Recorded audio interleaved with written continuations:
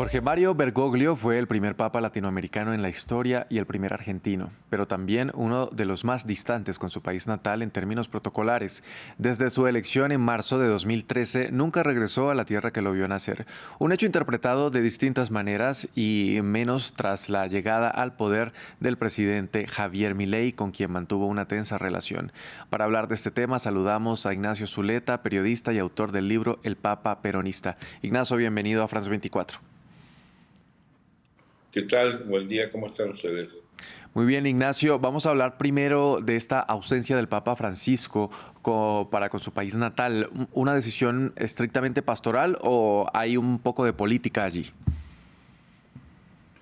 Bueno, al ser una decisión muy personal, uno solo puede dar explicaciones racionales desde la mirada en mi caso, de la política. Yo soy un periodista de política, no de cuestiones eclesiásticas.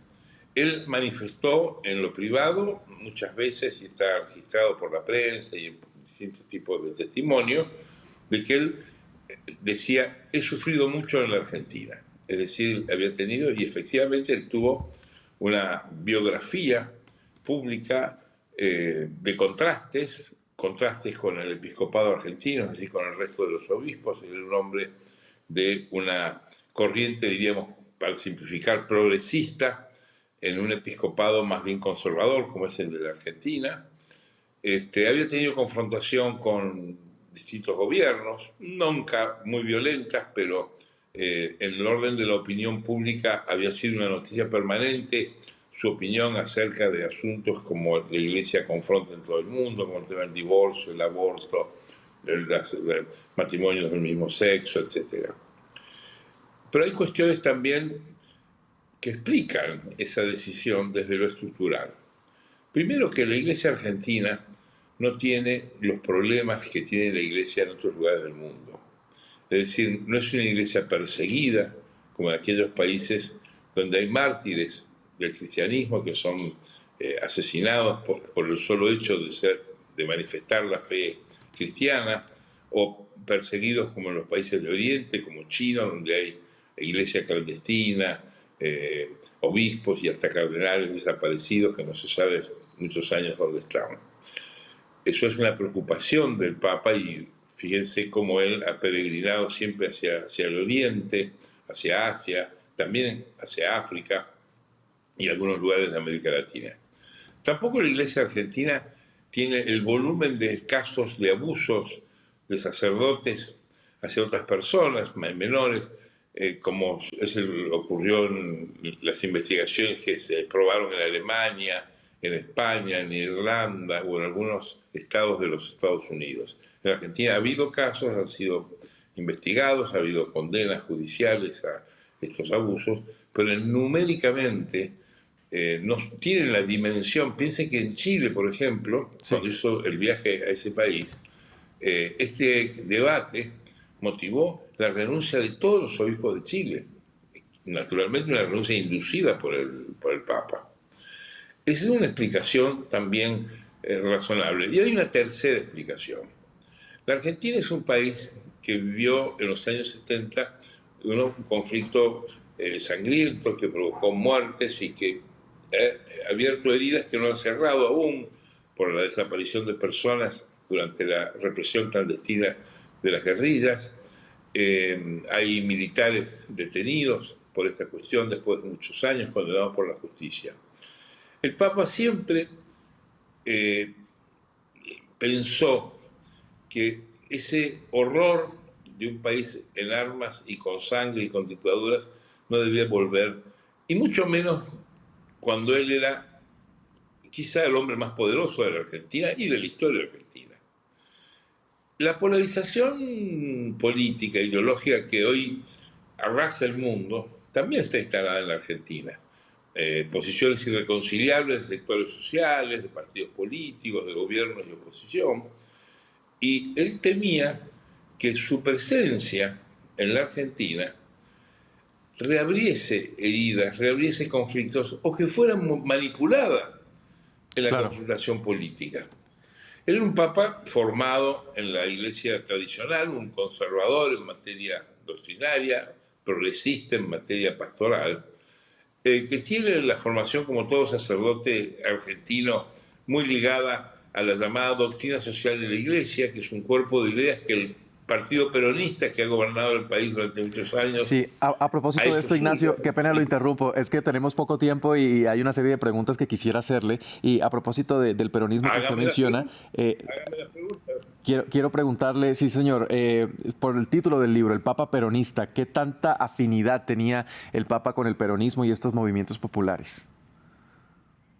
Tiene que ver, más allá de las simpatías que él puede haber tenido en lo particular con el peronismo, que es un partido y una doctrina política de la Argentina, la Iglesia argentina tiene un estrecho compromiso con el peronismo, que es una fuerza que ha afirmado históricamente que su doctrina es la doctrina social de la Iglesia.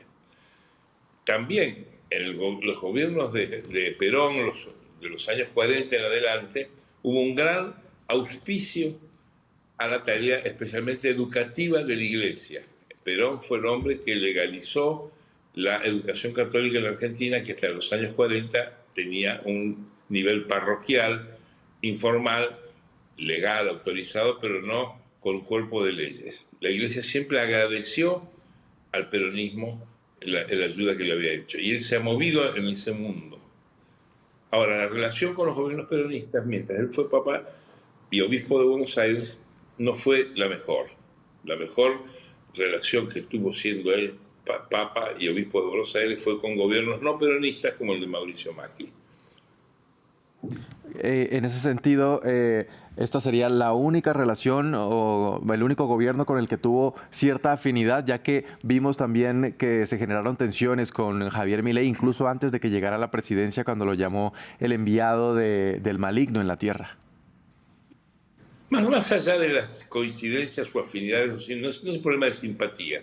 Las grandes realizaciones del Papa Francisco como Papa fueron con los gobiernos de Mauricio Macri, durante cuya presidencia se aprobaron leyes fundamentales inspiradas por la Iglesia y por el Papa, como una ley llamada Ley de Villas, que le da la posesión de las tierras a más de 6.500 barrios populares en todo el país habitados por desposeídos que ocupaban esas tierras. Es una ley. Y después la creación de un salario complementario para los pobres que están por debajo de la línea de pobreza, que fue sancionado también por inspiración del gobierno de Macri y y el papado de Bergoglio.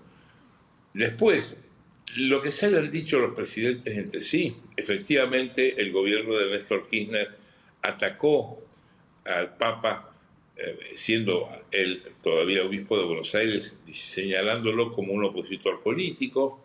El gobierno de Cristina Kirchner tuvo una mejor relación, aunque no fue plenamente buena, como fue la de Macri, que la sucedió a Cristina de Kirchner. Con el gobierno de Alberto Fernández no fue buena, porque Alberto Fernández promovió una ley de despenalización del aborto, y con el gobierno de Milei ha tenido una relación neutra, no mala, que el gobierno ha seguido auspiciando estas normas que había acordado el Congreso entre la Iglesia y el gobierno argentino durante la época de Menem, pero las opiniones públicas de Milei no deben ser tenidas en cuenta, porque las cosas que él dice y profiere luego él mismo las desmiente. Él dijo que era el representante de maligno en la tierra, y después fue al Vaticano y se arrodilló y lloró besándole las manos. O sea, yo diría que no hay que tomarlo en serio lo que él opina de este tipo de cosas. Ignacio, indagando ya en un aspecto un poco más personal del Papa Francisco, del fallecido Papa Francisco, nació en Buenos Aires, ahí en el barrio Flores. ¿Cuál fue la infancia, cómo fue la infancia de Jorge Bergoglio y cuál fue su legado para su ciudad natal? Creo que el legado fundamental del Papa Francisco ha sido la paz. La pregunta que todo el mundo se hace, ¿por qué no vino nunca a la Argentina? Para mí tiene una respuesta muy sabia. Él pensó que su presencia en la Argentina polarizada podía ser un factor de discordia. La contribución a la Argentina del Papa ha sido fundamental en la última década en transmitir y lograr a través de la demografía que le responde, que es muy, muy mayoritaria en la Argentina, de que haya paz, de que no haya conflicto. Y efectivamente la Argentina es una isla de paz.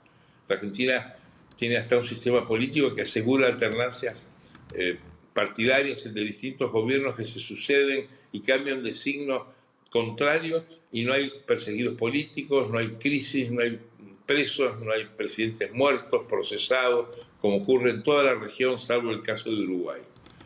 Y en el mundo, si uno mira toda América, hay una crisis y el Papa logró imponer y ayudar, creo yo, de manera sustancial esa paz. Y uno de los elementos de esa paz fue no venir a la Argentina, Sí. no convertirse él en un elemento manipulable para la profundización de la polarización, que él siempre, la polarización, y hay que leer sus escritos, lo concibió y lo consideró un veneno de la vida pública.